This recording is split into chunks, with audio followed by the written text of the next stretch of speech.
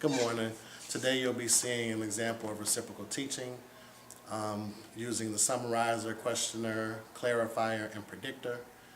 I'm going to take on all 4 jobs as modeling for chapter 5 in the book called I Am a Star. And after I do that piece of modeling for the students will then split chapter 6 between 5 groups reading 6 pages apiece.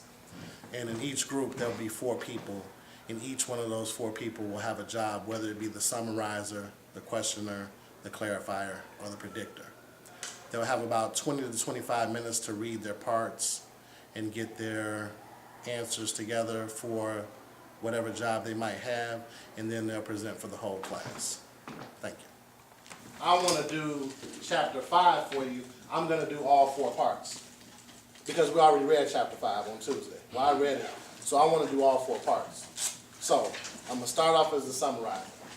So the summary of chapter 5 is when they talk about, when Inga talks about her father and her grandfather being taken away to the Dachau concentration camp.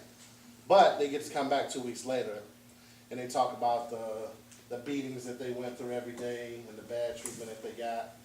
And so then they're back for a while, and then the whole family goes. And so as the whole family gets carried away to the concentration camp, when they're being checked in, one of the soldiers takes Inga's doll, and what does he do with the doll? He takes the star. No, what does he do with the doll? Takes off juice. The head. Takes off the head of the doll, because they want to make sure that there's nothing what inside. Anything of any kind of what? Value, period, gold, silver, anything of value. They want to make sure that that's not in there. And then she talks about how she sees her grandmother for the last time as she walks down the stairs to the train station. And then it just talks about how they get to the Terezin concentration camp. Okay? So that's the summary part. So the questioner part, I'm going to ask you one question. Now, when you do it, you're going to come up with at least 2 questions for each group. My question, and when you ask the question, you give your classmates a chance to answer. But if they can't come up with the answer, you have to be able to provide the answer. So the questioner has to know the question and the answer. So my question to you is, when her father and grandfather were taken away to the concentration camp in Dachau, why were they allowed to come back to the village? Who wants to take an educated guess of why they were allowed to come back to the village? And this goes all the way back to chapter 1. Maybe they wanted to make them come back to their family. Come back to their family? No, they weren't necessarily concerned of them being back with their family. They did it as a favor to. They need to go job working, so they just let them come back to their family. Now that's a good guess. That's a good guess, but that's not quite it. They did it as a favor to her father because her father fought in World War I. Remember? Yes. Does anybody remember what happened to her father in World War I? He died. No, he didn't die. He just came back to camp. He was shot in his arm. He was shot in his arm, so he got a medal for fighting for Germany. Because remember, that's World War I. Hitler hasn't come up with this plan to exterminate the Jews yet. So he was able to fight. So they kind of like let him and his grandfather off. But it was only temporary because they still wound up taking the whole family to the concentration camp. So that's my questioner part. I'm only doing one question. As a clarifying piece, what you need to understand is over 90% of the time that someone was sent to a concentration camp, the end result would be death. Now, we already know that they died by starving to death. They died by being shot, by being killed, by being shot, by being disease-ridden. So there were several ways that they died, but the bottom line is that's what happened 90% of the time that you were taken into a camp. The other thing that's always important to remember is the men and the women and children were what? Separated. Okay? So that's something that you need to remember. So that's the clarifying part. Now, I'm doing the prediction. Now, I read all of chapter 5 to you, so you should already know. Chapter 5 is entitled My Story. So she tells us everything up until they take the family away to the concentration camp, right? And that's it. So I'm predicting that she's going to start talking about what actually happened in the concentration camp. So we're going to find out what happened. So now, that's all of chapter 5. So now what you guys are going to do, in your groups of 4, you're going to each pick a job. Summarizer, questioner, clarifier, predictor. One job for each 4. We're going to take chapter 6, it's the longest chapter, and we're going to split that chapter up. So Atlantis table is doing pages 35 to 40. That's the pages you're doing. And you decide yourselves who's going to take on what responsibility of summarizer, questioner, clarifier, and predictor. That's for you to decide. But you need to decide quickly. Antonio's group, you're going to do pages 41 to 46. Pick your job quickly so you can get on with the reading.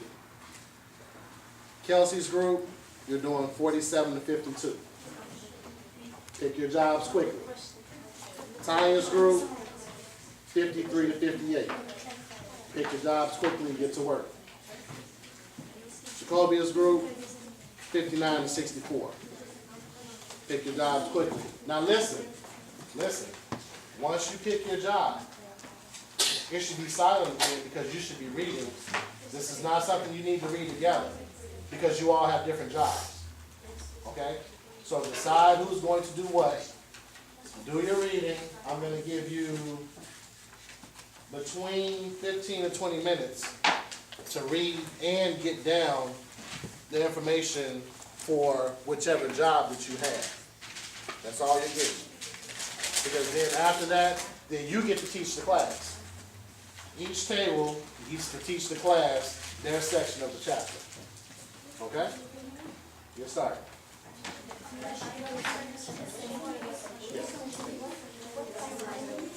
Clarifying is like, say you want to explain something first. Should I? There's something that you might not think is clear, like you read it and you think they might not understand it.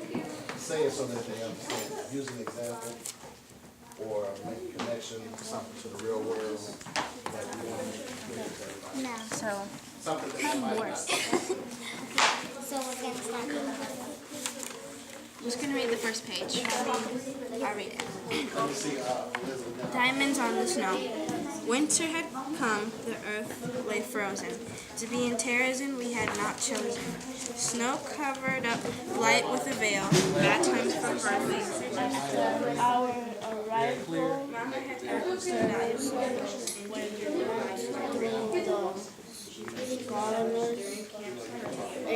a body of belongings search around You need to predict everything that happens in the story. No, lo que va a pasar. And read it first, and you need to clarify. You need to explain if people don't understand. Continue to exercise. Give them a chance to answer. Even if they can't answer it, then you give them a chance. Yeah, you predict what's going to happen in the next part.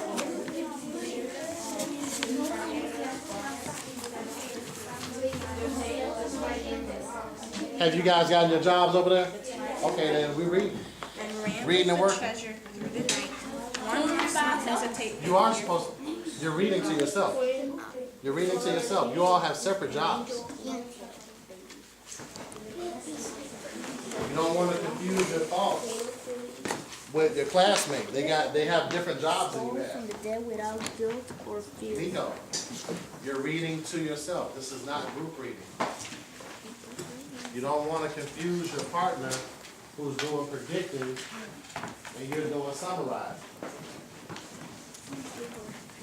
That's why after you pick your jobs, independent. You come back together at the end as a group.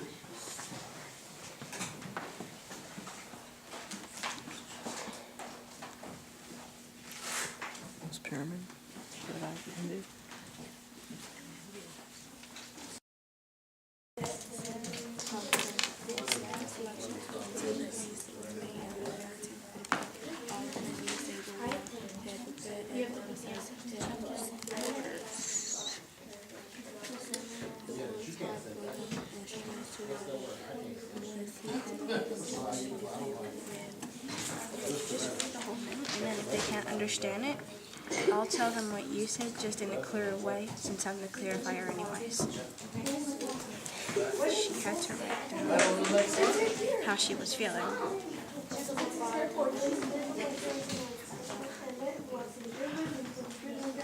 Now just practice saying the second question.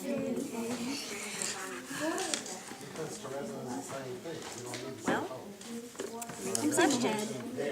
You need to read the question out loud so you can remember it.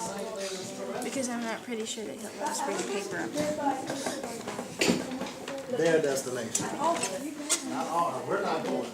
Their destination. Don't. I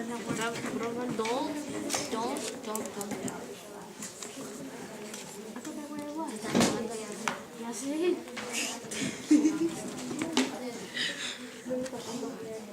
Te estaba buscando tus cuestiones. Eran primero tus cuestiones. Ya me perdí. Los míos no, ¿verdad?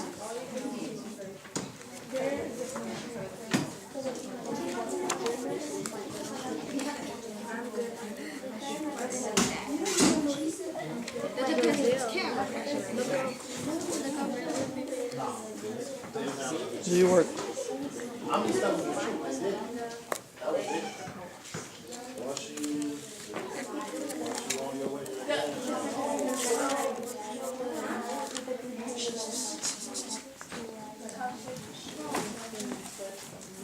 Close to Europe.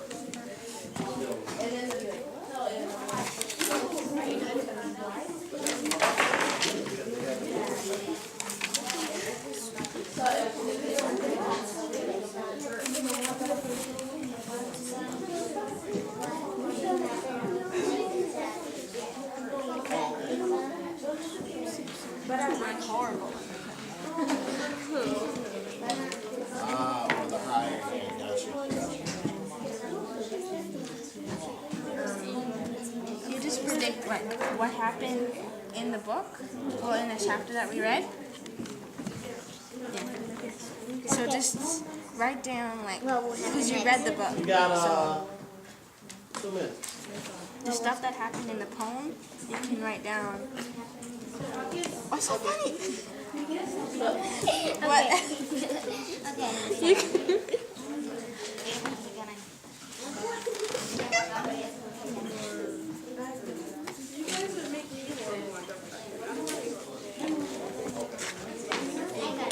I messed up too. What I was saying was that you should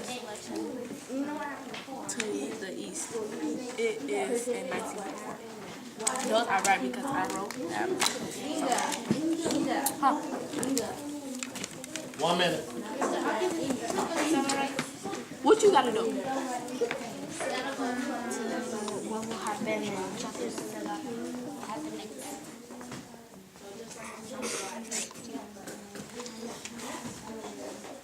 No, it isn't. Tápate la cara. Can I say that you're going to go to the basic? No, because that's actually that chapter. You're thinking about what's going to. Well, actually, you could say, do you think things are going to be better or worse? I am the summarizer. Do I give some? Well, give yours first. Give it part by part. So tell who you are and give your part. I'm the summarizer. Pages 35 to 40 is about when Terzine was in a state of bad deterioration. The first Jewish center in November 1941, the Jews were from Czechoslovakia. Their immediately deportation east to the killing centers would have aroused suspicion. I am the questioner, and my first question is, what is called the destination of terrorism? So her question is, where is Terezin? Where is the Terezin concentration camp? East? East. Yeah, but what country is it in? That's her question. Did she just say it? I forgot. If you can't, she said it, but I mean, what is it? Say it. Czechoslovakia. All right, you got it.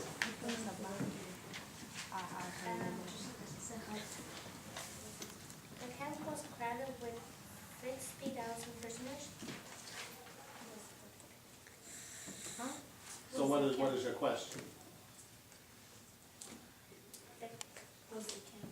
Was the camp was crowded with 60,000 persons? Oh, okay, so yeah, was the camp crowded with 60,000 prisoners? So did it have 60,000 in it? No. How many did it have in it? Million? No way. It has to be a number. 140,000. There you go, Antonio, 140,000, very good. And you were only doing 2, right?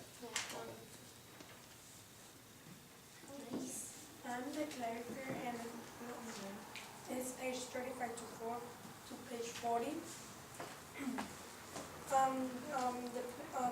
Their destination was Terezin and it was in German in a concentration camp on Czechoslovakia. And who? Czechoslovakia. Okay. I think that the things are gonna get worse when and the family. Good. 41 through 46 are about people going hungry and a lady named by Miss Winter that got Engel's leftovers for food for her family, and they talk about how that food tastes, but they have to eat it, and how many people died to keep themselves alive, and how many dead bodies, terrible stuff that they have to do.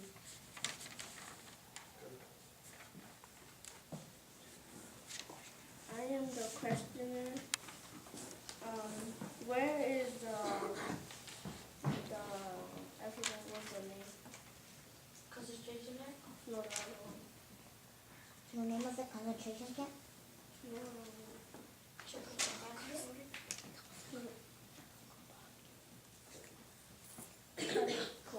You said, where is it? Yeah, located.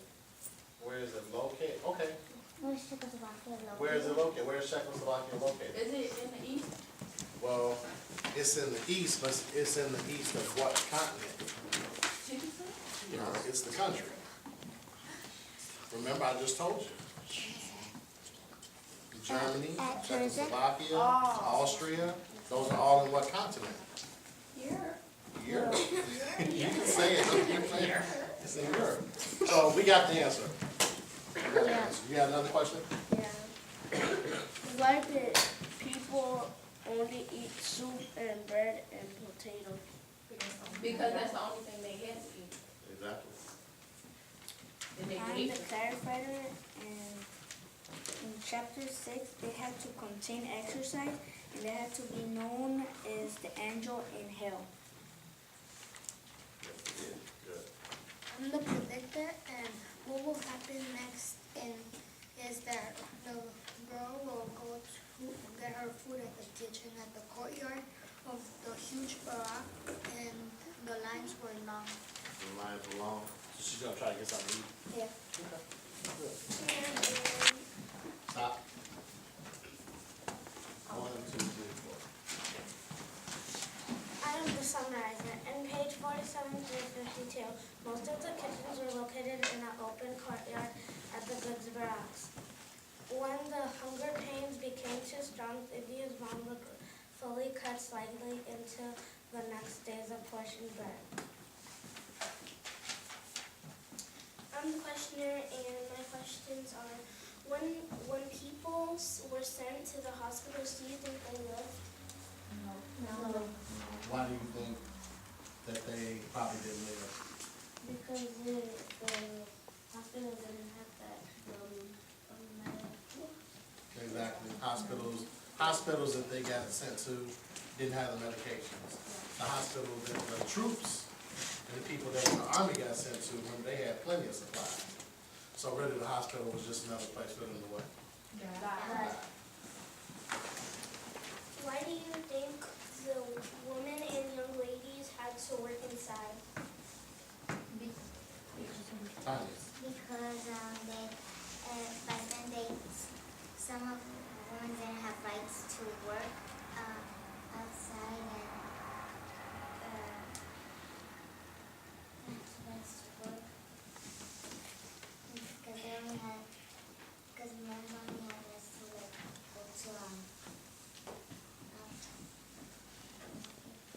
could work. That's part of it, but I'm looking for a bigger piece. Like, when they be shooting and stuff, and like, the woman can be outside while they're doing that because they run inside and that's, No, not quite, not quite. Let's try one more. No. They use the woman so they can, and inside so they can kneel the floor Right. and feed the So you gotta remember, the women worked inside and the children stayed with the women, but the women worked inside basically because they took care of the inside chores. They cooked for the soldiers, they sewed for the soldiers, they washed for the soldiers, and that was their part of the job. The men stayed outside because if they were strong enough, then they worked, and if they didn't, they just left them alone until they perished. because they were little kids and the They women can only put killed them. below, and the woman has to make food and clean the house. Yeah. Yeah, Because they can. women were inside, men were outside, for those reasons. I'm the clarifier, and it's about a pantsuit. The pantsuit means that they have to say in the people, they have to say in line, act like it's delicious. The people push and shove just for some soup, and it's poured in a cans that have been used. The people who was doing that was impatient. It had no taste. It was going to be waste. She still had to eat it, so she will have no more. She had eat it all until it was empty. You made a good point at the beginning, and the fact that they had to pretend like the food was good, even though, like you said, it didn't have any taste, because if they didn't act like the food was good, then the next time they got in line, they probably wouldn't get any food. So that's a good point. I am the predictor, page 452. Louder. The Jews were sent to a hospital. They kept their bodies hiding. Say it again. The Jews, they were sent to a hospital. They kept their bodies hiding. But what do you think is going to happen next? That's what you think they're gonna do? Or what do you think? So you think they're just gonna send the bodies to try and hide them? Yeah. Used to run free, and some attempts were made to teach them in a Vesitina.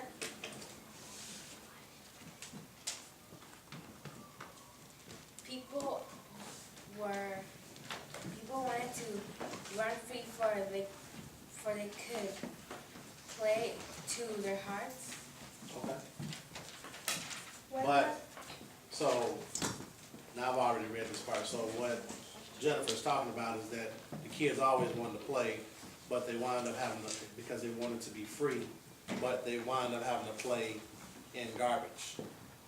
There weren't any swings or seesaws or sliding boards, so they pretty much played in garbage amongst dead bodies and filth and everything else. Okay?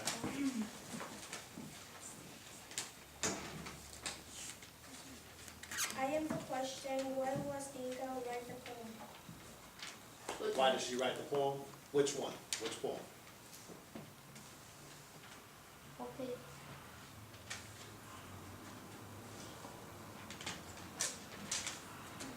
Because there's more than one poem, that's why I'm asking you which poem. The poem on the 58 page.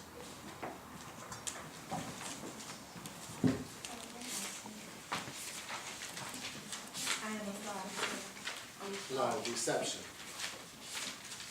Deception is the name of it. So if it's called Deception, why do you think that she wrote the poem? Because she was Deceiving. Or there are a lot of deceiving things going on, so they're telling them one thing and doing something else.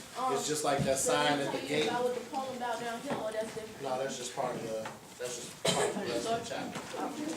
Just like the sign on the gate, Arbiat Mak Free, which means what? That was the big sign that they put on the beginning when you enter the concentration camps? Not I want my freedom. Work means freedom. Remember another trick to get them into the camp without struggling? Okay? Do you have another one for us?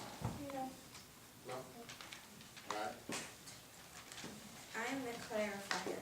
In the concentration camps, life was very hard. Inga wrote a few poems in pages 52 to 58. In those poems, she talked about how she wanted to be free and get away from the camp. She wants to get out of the camp, go home, eat something besides soup, and sleep in a warm bed. She didn't want to die. She wanted to be free and live. It was very depressing, but she got through it. She powered through.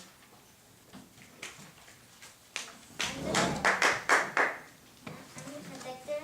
My predictions of what's going to happen next is that the father or mother will die. My other prediction is that Inga was going to start working and the multi-children and adults will die. I'm going to summarize it from page 59 to 64. When the last selection to the east was made in 1944, all remaining disabled warhead to prepare at the SS headquarters. It was hard for them and strong to live with and see around them so many disabled men with missing arms, legs, and other war injuries. Ruth's father was half Christian and half Jewish, and Ruth and her parents and Inga, best friend, who shared their bunks in a teeny room for 2 years, where in that death camp, Ruth's father walked with a limp caused by the World War I injury. I am the questioner. When was the last selection to the East? When was that? The last selection of I people just to said go it to the again. east. That's the beginning. It sure was.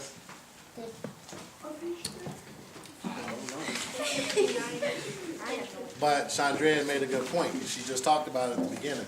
Both of his questions I talked about. Can you ask the question one more time? You have to When listen. was the last selection to the East? In 1943? One more chance for somebody. She was closer. I know. And then I'll let Hector get in. Nobody else wants to take a chance? 1944? Yeah. Good. Nico. Actually, I think Nico maybe found it. Good job. Good job. Good question, Hector. Do you think people died in the concentration camp? Yes. I'm the clarifier. And in case you guys don't understand, I want to talk to you guys about the poem Hold Me Tight on page 62. In the poem, the mother is basically trying to tell her child, don't cry. She is here to hold the child tight. They will be free one day again. Just do as they say, and they will be okay in heaven. I'm the predictor, and I think that in chapter 7, they're going to talk about how they kill them. For example, they put them in gas chambers, and they shoot them, and how they had missing their arms and legs. Good. Good job. You already know. If you had to pick a winner, it would be that. And it worked out really well. And I don't know if you did it on purpose, but Chandrea's summary included Hector's questions. Now, if it was on purpose, perfect. If it just happened to line up that way, that's fine too. But it was a really good job. It was a really good job. It covered everything. All the steps were not just covered, they were covered well. Everybody did a good job. They did a great job. What about second Okay. place? Second, who do you think did second? No. Middle? Yeah. Third? No. I would go here, Fourth? then there. Four, Yeah. no, and then And more than anything, it was hard to hear them. And their information was good. And even Elizabeth made a very good point when she was clarifying, talking about how they had to pretend like they liked the food, even if they didn't. Because if they didn't like the food, then that's just another reason for us not to give you food. We don't want to give you food anyway. But I had to, right. 'Cause I'm standing here and couldn't hear, so I know you had a hard time hearing over there. That's why I said, when we presenting as a class, you have to speak loud. All of you speak clear, but a lot of you like to talk soft. Okay? So we gotta get in the habit of speaking loud. To project your voice. Yeah, because any other time you would project your voice. Right?